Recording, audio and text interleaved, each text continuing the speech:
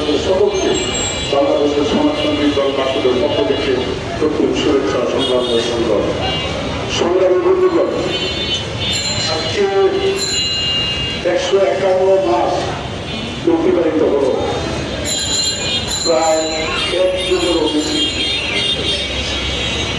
বিচার চাওয়াটা কি আমাদের অপরাধ? আজকে এতদিন অতিবাহিত হওয়ার পর নারায়ণগঞ্জেও নয়, শুধু সারা বাংলাদেশ নয়, বাংলাদেশের বাইরেও এই চোখী হত্যার বিচারের জন্য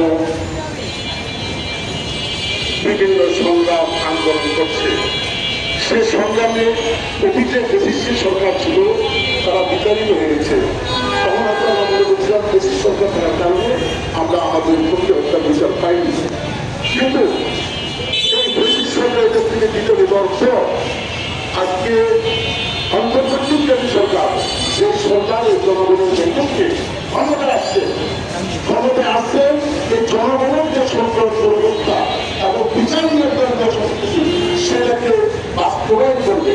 কিন্তু আজকে 14 মাস অতিবাহিত হল, সে বিচারের কোন সেই ডাক্তার নেই। অথচ এই 14 মাসে দুর্নীতি, লুটপাট, দেশের টাকা পাচার, হত্যা, খুন, মাথার বংশ, বিভিন্ন কিছু হচ্ছে। তাহলে এই সরকার কিন্তু ব্যর্থ হচ্ছে। সরকার পরিবর্তন হয়, সরকারের মানুষ পরিবর্তন হয়, নতুন মানুষগুলি আসে, কিন্তু সংস্কৃতিগুলো থেকে যায়।